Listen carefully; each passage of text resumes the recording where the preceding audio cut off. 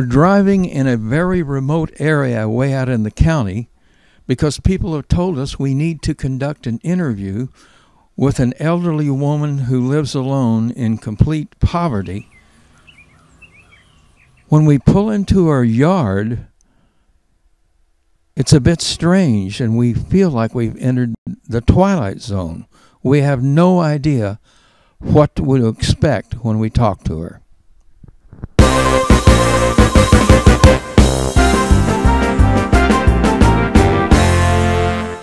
I love the way you strut. If you fall funny, I'll put it on YouTube.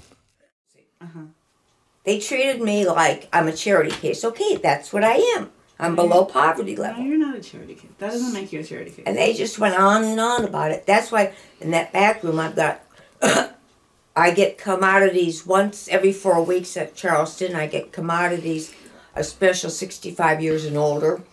And then I get commodities once every 3 months. And there's times I make meals, cost me $0. And I volunteer there on Thursdays.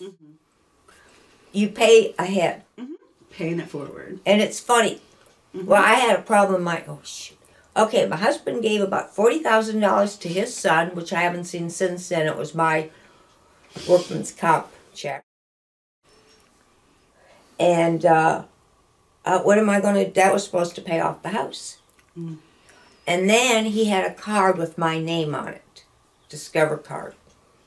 So they came in, they served me papers, yada, yada, yada. And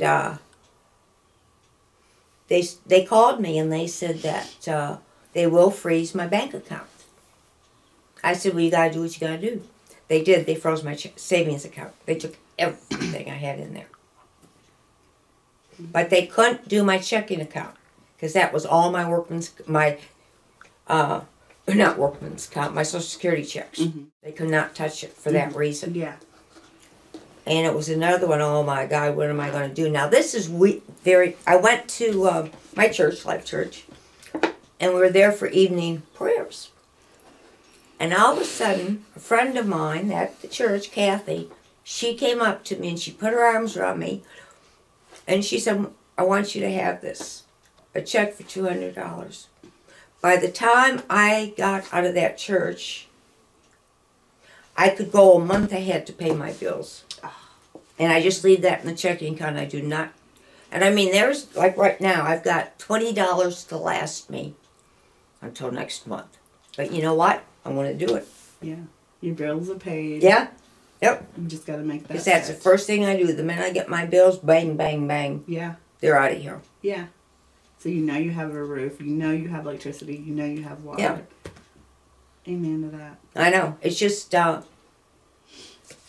had it and then I didn't have it. I lived with it and I lived without it. And I'd rather be without it. I'm sorry, because every darn thing I get now, I've worked for it.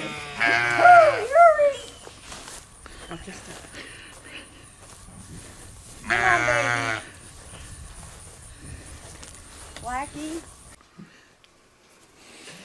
Where are we doing now? Okay. When did you realize you were a troublemaker? I think on day one. Like my mother would say, this isn't right. Mother would say, she told Dennis, when we were first getting married, and she said, I'm going to tell you something.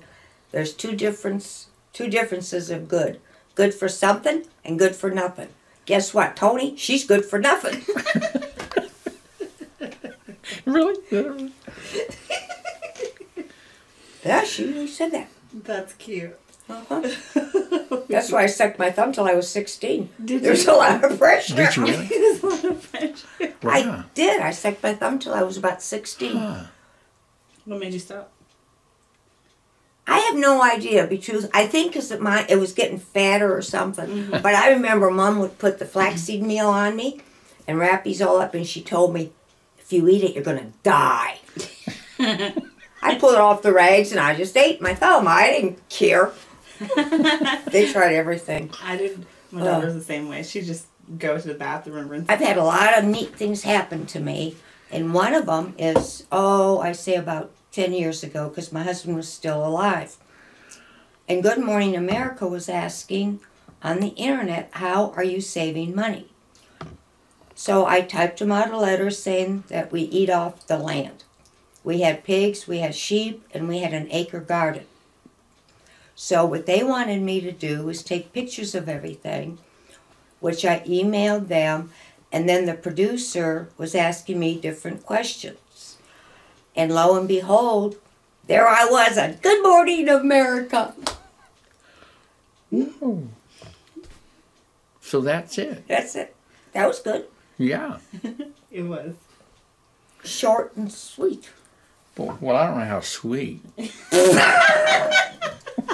you want anything to drink? Yeah, anybody? go ahead and drink. No, we like to. We're fine. Oh, that says, what does that say? Hope? Hope.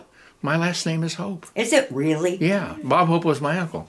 Are you serious? Do you believe me, or am I a good liar? What do you think? You judge me. No, you aren't related because you have a smaller nose. This is a trick question. My uncle is Bob Hope. He's a bricklayer in Okay. Claremore, Oklahoma. So I didn't lie, No. but I did deceive you. Okay. Why don't we just do this and we can have him We go are. outside? So funny. Okay.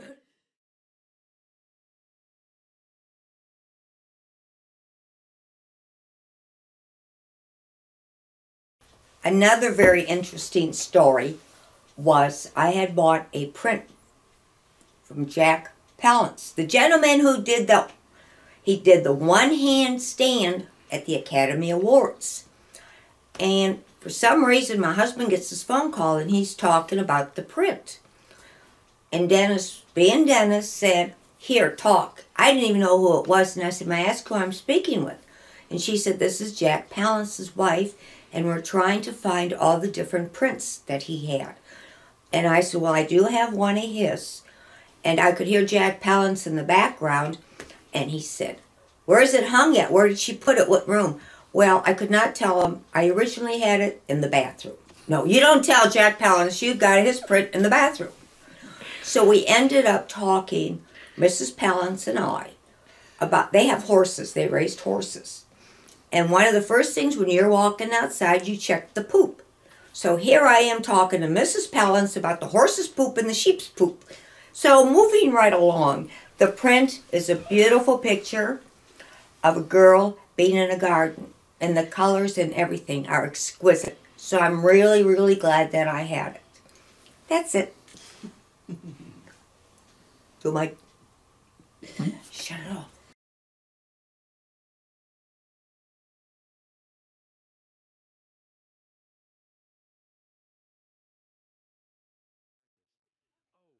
Toni Ward is the most amazing, funny person I've met in my life.